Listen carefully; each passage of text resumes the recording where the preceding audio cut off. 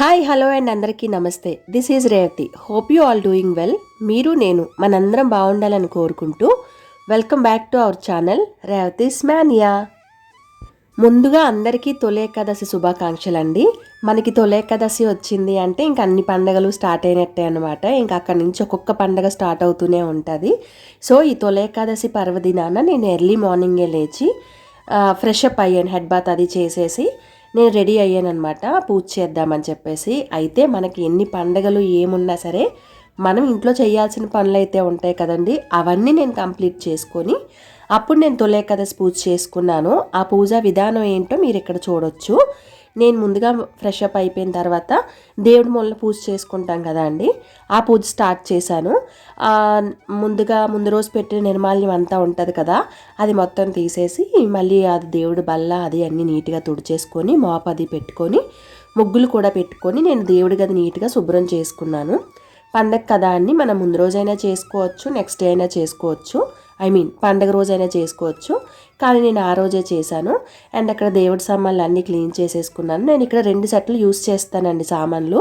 అంటే దేవుడి పూజవి ఈరోజు పూజ చేసిన తర్వాత నెక్స్ట్ డే నేను మళ్ళీ రెడీగా పెట్టుకుంటాను. అంటే పూజ చేసినప్పుడు మనకి ఈజీగా ఉంటుంది, హరీ బరీ ఉండదన్నమాట. బేసిక్గా స్కూల్కి వెళ్ళే పిల్లలు ఉంటారు, లేదా ఏదో ఒక ఆఫీస్కి వెళ్ళే వాళ్ళు ఉంటారు, లేదా ఏదో ఒక పని ఉంటుంది. మార్నింగ్ కొంచెం ప్రశాంతంగా త్వరగా పూజ అవ్వాలి అని అంటే 2 సెట్స్ పెట్టుకుంటే మంచిది పూజా ఐటమ్స్ అని నా ఒపీనియన్. సో నేను ఇంకా పూజ పువ్వులు అన్నీ తెచ్చుకొని నేను అన్నీ సర్దుకొని పూజ చేసుకున్నాను అనమాట. ఇక్కడ రెగ్యులర్గా మనం నిత్య దీపారాధన ఎలా చేసుకుంటామో అదే అండి, నేను రెగ్యులర్గా చేస్తాను పూజ. ఉదయం సాయంత్రం కూడా రోజు చేసుకుంటాను.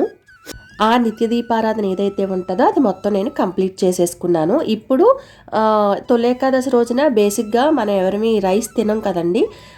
సో నేను మార్నింగ్కి అండ్ ఆఫ్టర్నూన్కి కూడా ఇడ్లీయే పెడదామని అనుకున్నాను. సో నేను చట్నీ అండ్ ఇడ్లీ ఇలా రెడీ చేసి పెడుతున్నాను అనమాట. పిల్లలకు కూడా బాక్స్ ఆఫ్టర్నూన్కి ఇడ్లీనేనండి.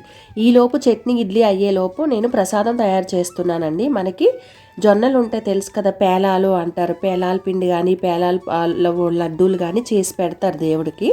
సో ఆ పేలాల్లో కొంచెం శనగపప్పు కొంచెం బెల్లం వేసి కొంచెం బరకగా మిక్సీ చేసుకోవాలన్నమాట. కోర్స్గా బ్లెండ్ చేసుకోవాలి. ఆ బ్లెండ్ చేసుకున్న దాన్ని మళ్ళీ నేను నీట్గా ఒక గిన్నెలోకి దేవుడికి ప్రసాదం బౌల్ ఉంటుంది కదా దాంట్లోకి తీసుకున్నాను అనమాట. ఇలా ఎందుకంటే దేవుడికి బేసిక్గా తొలి ఏకాదశి రోజు ఏమీ రైస్ ఐటమ్స్ పెట్టం కాబట్టి ఫ్రూట్స్ పెట్టుకోవచ్చు, అలాగే ఇది కూడా పెట్టవచ్చు అని ఇది కంపల్సరీగా పెడతారు అందరూ. అండ్ ఫ్రూట్స్ కూడా ఈ లోపు నేను సర్దుకునే లోపు నాకు ఇడ్లీ కూడా అయిపోయింది. అండ్ పిల్లలకి నేను లంచ్ కూడా ప్యాక్ చేసేస్తున్నాను. బేసిక్గా వాళ్ళు కొంచెం ఎర్లీగానే వెళ్ళిపోతారండి స్కూల్కి. సో ప్యాక్ చేసి ఇచ్చేస్తే మనకి ఇంకా మళ్ళీ ఆ టెన్షన్ ఉండదు కదా, మళ్ళీ పిల్లలకి ప్యాక్ చేయలేదు అని మళ్ళీ ఇవ్వాలి అనే టెన్షన్ ఉంటుంది. సో అలా కాకుండా మనం ముందుగా పెట్టేసుకుంటే ఇంకా హ్యాపీగా మన పూజ ప్రశాంతంగా చేసుకోవచ్చు. మా పిల్లలకి ఫేవరెట్ చట్నీ ఏంటంటే రెడ్ చట్నీ అండి, వాళ్ళు చాలా ఇష్టంగా తింటారు. అండ్ ఇద్దరికి నేను హ్యాపీ బాబుకి పొన్ను బాబుకి బాక్సెస్ ప్యాక్ చేసేసాను. ప్యాక్ చేసుకున్న తర్వాత నేను ప్రశాంతంగా పూజ స్టార్ట్ చేసుకోవచ్చు వాళ్ళ పని అయిపోయిన తర్వాత అని. ఇంతవరకు నేను పని అయితే కంప్లీట్ చేసుకున్నానండి. మొత్తం మార్నింగ్ లేచి నిత్య దీపారాధన చేసేసుకొని నేను బ్రేక్ఫాస్ట్ అండ్ లంచ్ 2 ప్రిపేర్ చేసేసి పక్కన ఉంచేసాను అనమాట. ఇలా అనుకోండి మనం ప్రశాంతంగా పూజ చేసుకోవచ్చు. ఇప్పుడు నేను మన పూజ ఉంది కదా, తొలి ఏకాదశి పూజ ఉంది కదా, సో నేను దానికోసం అన్ని సామాన్లు అన్నీ తీసుకొచ్చి రెడీగా ఉంచుకొని ఆ పీటకి పసుపు, ఆ దేవుడి పటానికి గంధం బొట్లు అవి నేను పెట్టుకుంటున్నాను అనమాట. ఇవన్నీ అంటే ఒక దగ్గరే పెట్టుకొని చేస్తే మనం 10 సార్లు అటు ఇటు తిరగాల్సిన అవసరం ఉండదు. సో నేను అలా నీట్గా ముందు అక్కడ మాప్ పెట్టేసి అక్కడ కిందన ఒక ముగ్గు వేసి పసుపు అక్షంతలు కుంకుమ వేసి దాని మీద ఒక మంచి క్లాత్ వేసి అప్పుడు నేను దేవుడి పీఠం అండ్ పట్టం అన్నీ పెట్టుకొని పూజకి రెడీ చేసుకుంటున్నాను అనమాట. దీపారాధన చేసుకున్నాను. అలాగే నేను పేలాలు దేవుడికి చేశాను కదండి, అది నేను ఆ పిన్ని అది కూడా ప్రసాదం నైవేద్యంగా పెట్టాను అనమాట. అండ్ ఇక్కడ నేను తాంబూలం కూడా పెట్టాను దేవుడికి. చాలామంది పెడతారు, చాలామంది పెట్టరు, ఎవరిష్టం వాళ్ళది. ఏది పెట్టినా తప్పేం కాదు కదా అండి భగవంతుడికి. నేను తాంబూలం కూడా సమర్పించి అలాగే అక్కడ ఫ్రూట్స్ కూడా పెట్టేసి దీపం ధూపం నైవేద్యం నీరాజనం అని అంటారు కదా, సో నేను ఇలాగ పూజ చేసుకున్నాను. అయితే మనం ఏ ప్రసాదం పెట్టినా సరే దాని మీద ఒక తులసి పెడితే భగవంతుడికి స్వీకరిస్తారు అని అంటారు కదా, తులసి పెడితే మంచిది అని అంటారని చెప్పేసి తులసి కూడా పెట్టాను నేను. ఇప్పుడు నేను విష్ణు సహస్రనామాలు చదువుకుంటున్నాను అనమాట. ఆ రోజు తొలి ఏకాదశి రోజు విష్ణు సహస్రనామం చదివితే చాలా మంచిదండి. గోవిందనామాలు ఇలా ఏవైనా చదువుకోవచ్చు.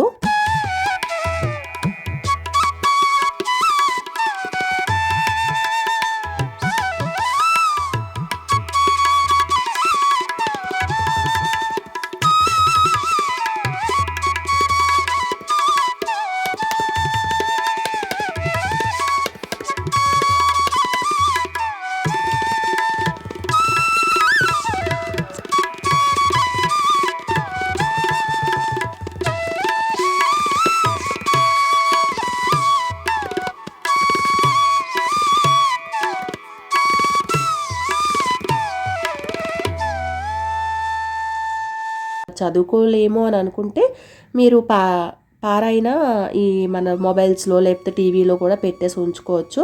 ఓం నమో నారాయణాయ, ఓం శ్రీ గోవిందాయ నమః, ఓం నమో వెంకటేశాయ, అంతే. ఆ మంత్రాలు చాలు, మనకి ఏ వస్తే అవి నారాయణ నారాయణ అనుకున్నా చాలు. డే అంతట్లో అవి మన దేవుడికి సమర్పించినట్టే అనమాట. అంతకుమించి ఇంకేం పూజ మనం చేయగలం చెప్పండి ఆ భగవంతుడికి. సో ఇలా నేను విష్ణు సహస్రనామాలన్నీ చదివేసుకొని దేవుడికి పూజ చేసుకున్నాను.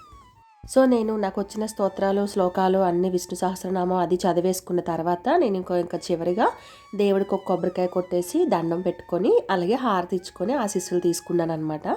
సో ఇది అని నా తొలి ఏకాదశి పూజ. ఆ భగవంతుడి ఆశీస్సులు మన అందరిపైన ఉండాలని కోరుకుంటున్నాను.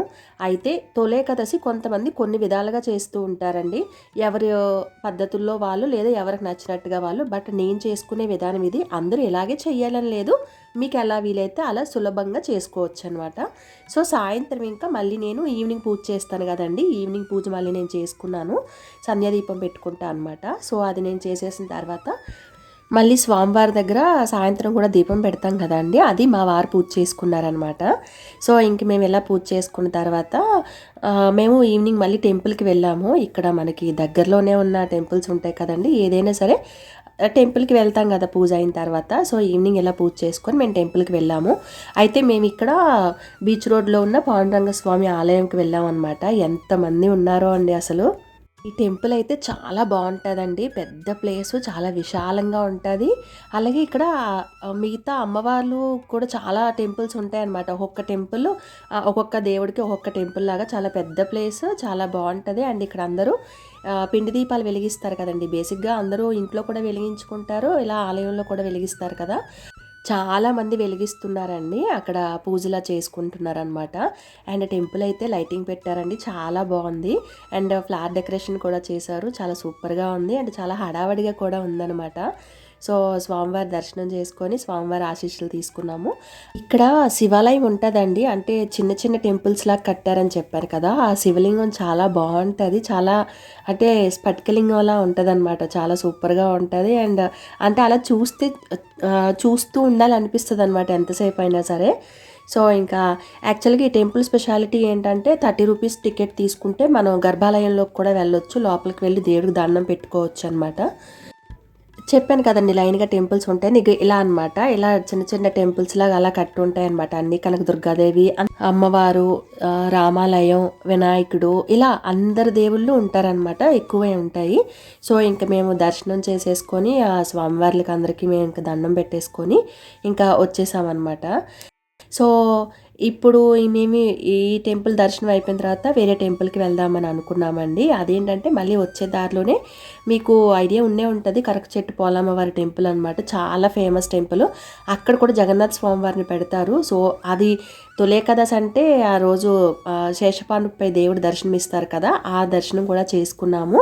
అండ్ ఈ టెంపుల్లో కూడా చాలా అమ్మవార్లు ఉంటారండి, అంటే గ్రామ దేవతలు ఉంటారు కదా, గ్రామ దేవతలు అందరి టెంపుల్ విగ్రహాలు కూడా ఈ టెంపుల్లో ఉంటాయి. మనం ఈ టెంపుల్కి వెళ్తే అందరినీ దర్శించుకోవచ్చు అనమాట. సో ఈ టెంపుల్ కూడా వెళ్ళి అమ్మవారిని దర్శించుకొని వచ్చేసాము. అయితే వచ్చేసి మళ్ళీ ఇంకా వెంకటేశ్వర స్వామి టెంపుల్ ఉంటే అక్కడికి కూడా వెళ్ళాము. అంటే ఇవన్నీ ఆన్ ది వే అనమాట. సో అన్ని టెంపుల్స్ ఒకసారి దర్శనం చేసుకొని వచ్చామన్నమాట.